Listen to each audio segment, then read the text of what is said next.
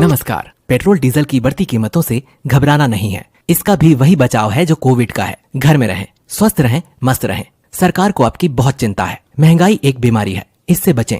खाना कम खाएं, कपड़े फटे पुराने पहने और हो सके तो कहीं पर भी पैदल ही जाएं। ईंधन वाले वाहनों का प्रयोग ना करें। ध्यान रहे, हमें महंगाई से लड़ना है, सरकार से नहीं।